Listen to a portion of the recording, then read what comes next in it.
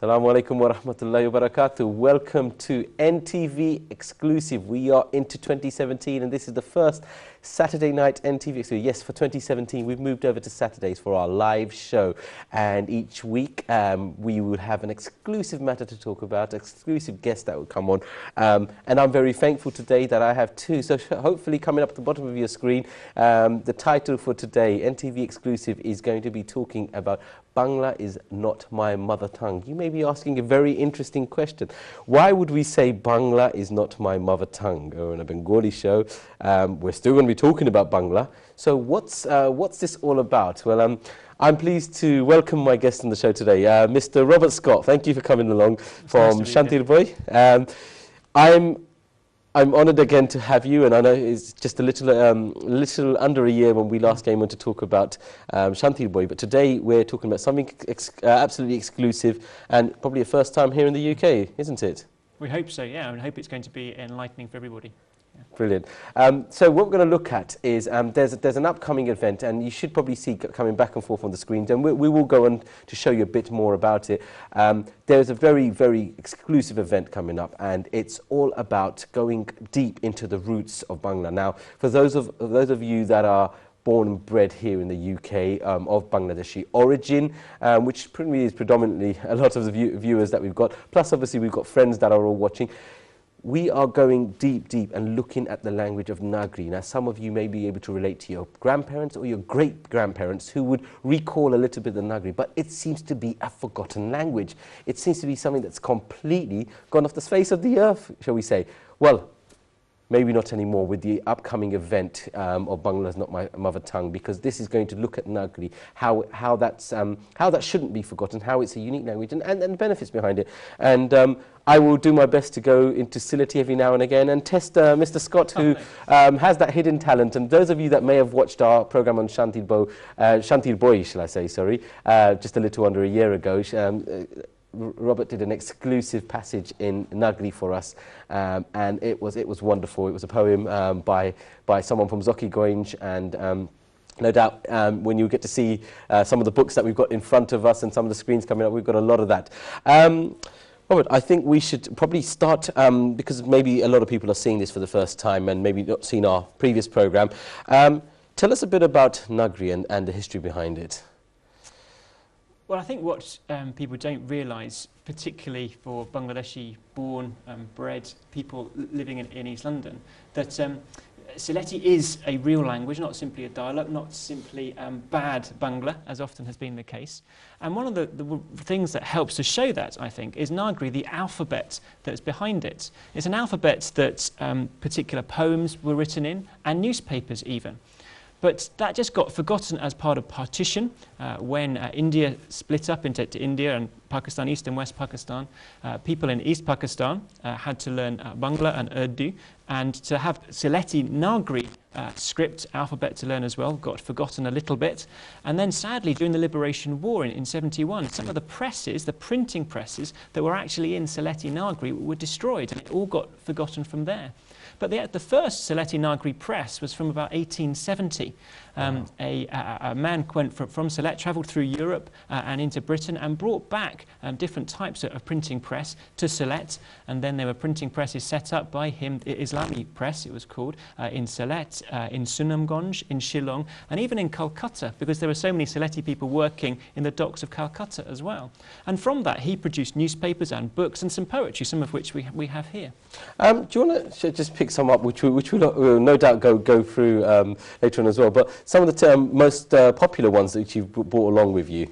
Yeah, so this is a book called 10 Sylheti Poems, or Doshta Sylheti Kobita, written in Sylheti Nagri primarily, but with an English translation. So for someone for whom Sylheti is not my mother tongue, let alone Bangla is not my mother tongue, I can understand it. But then there's also it's transliterated into Bengali, so people who can't read Nagri, which is probably most of the world, could read the Bangla as well. But when I was in Sylhet with my family, we were taught Sylheti language, and we were taught how to read it and write it. So I can actually read this kind of stuff, and one particular poem here by Hassan Raja.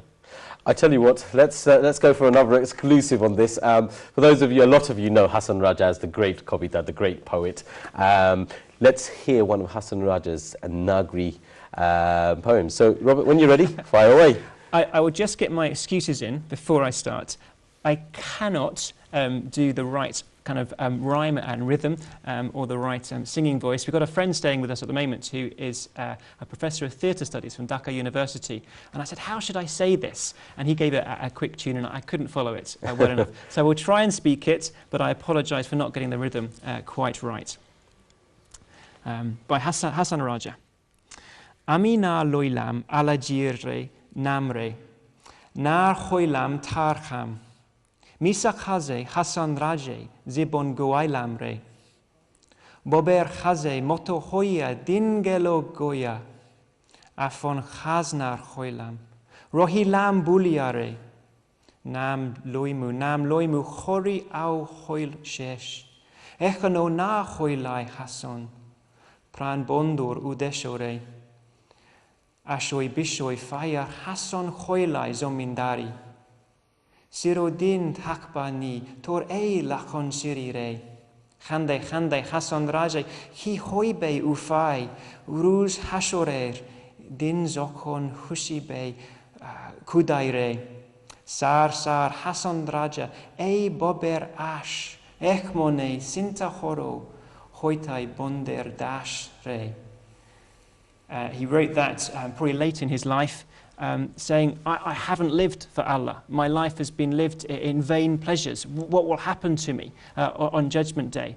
I've gone after wealth, but will I have the wealth of paradise? And he's saying he's wasted his life. Something that should challenge all of us. Would we be in his position? What will happen to us on Judgment Day? Have we spent our lives in vain pleasures, as he says? Or have we sought to follow God? And what if we haven't sought to follow him every day of our life? What will happen to us? Is kind of what this poem is asking us of ourselves. Do you mind if I think what I want to do is actually, for those of you that actually just heard you read that, I want to hold this up, and I'm hoping we can get a closer image of this, because if we can get this, you might be able to look at this and see that it's actually, there you go, it's in Nagri. So if I just raise it a little bit higher, it's in Nagri. This is what Robert has just read. And for those of you that would call yourselves very Shuddha Bhasha literate and very used to the Bangla language, try reading that, because that is in pure Nagri. And I hope I've got that politically correct to say pure, because it's over to the other side where I'm just pointing out there. That's the transliteration and the translation, shall I say? But that's the Nagri there. So that is a very difficult language.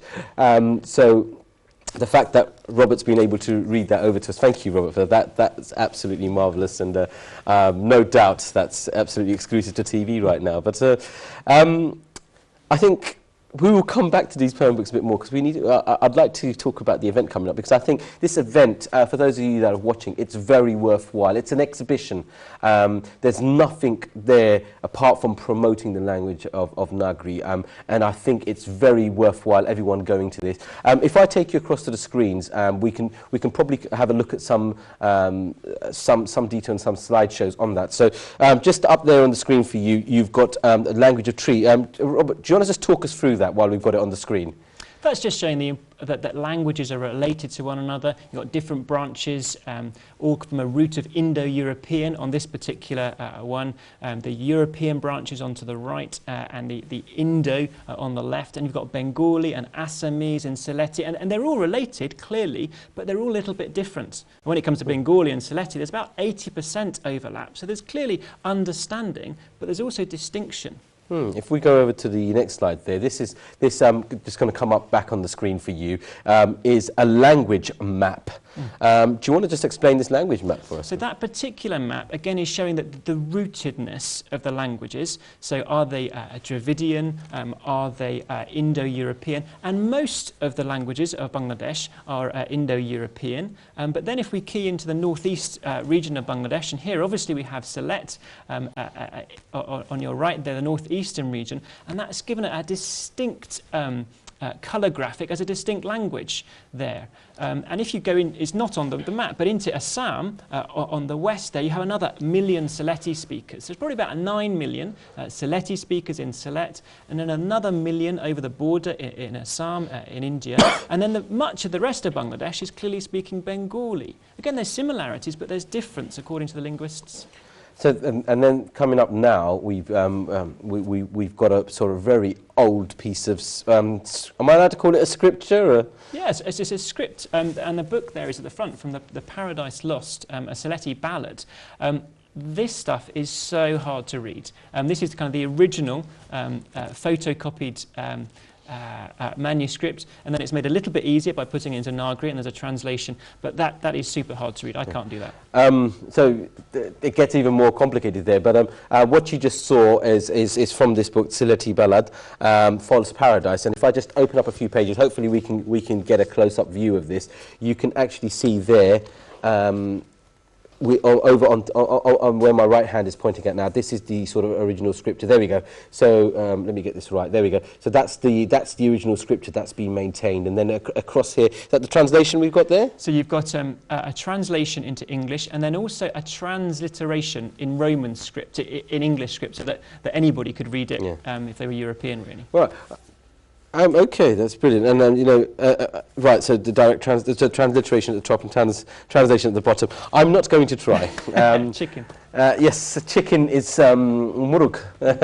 You can call me a murug for today. But there you can see the complexity of the Bangla language. And for those of you that well, Sylheti, I know there's a lot of YouTubers out there that make these Sylheti jokey videos, but if you actually look at the essence and the root of this language, it's absolutely phenomenal what they've got there. I'm going to take you back up onto the screens, because I think from that scripture we still there's still a bit more that we can probably see, and I take it we've probably got the alphabet as well, haven't we? So yeah. if I move across there, up on the screen now, this is the Nagri alphabet, isn't it? That's right. So this wasn't devised by us at all, but again by some linguists who are working with Sylheti people in Birmingham, who wanted their children to learn to read and write their language. And this was a workbook that was put together, learn to read and write Sylheti. And when we were in Sylhet, we were taken through this book. And the alphabet is there, and it should be on the screen as well. We put it on the So what you've seen on the screen, and now Robert's holding up, there we go, it's back up on the screen. Lovely. So yeah, that shows you that the letters that are part of Sylheti Nagri, that there are fewer than standard Bangla, which made it much easier for me and my family to memorise and to learn and to read. But clearly there's similarities as well. You can spot some letters that are the same between Nagri and Bangla. And this workbook just takes us through how you read and write this. A question that I think a lot of people will ask, and I certainly will ask, with the alphabet of Nagri, surely the fact that it's been consolidated, have we lost some sounds? Or put it the other way around, did we gain some sounds from the new alphabet and actually comparing it to the English alphabet?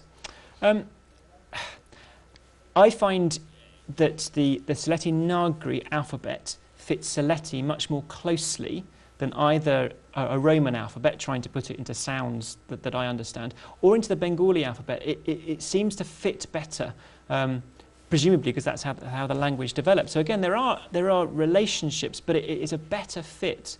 And the linguists suggest that they didn't develop from one another, either Nagri from Bengali or Bengali from Nagri, but they both probably developed separately, probably from a Sanskrit type root. Okay.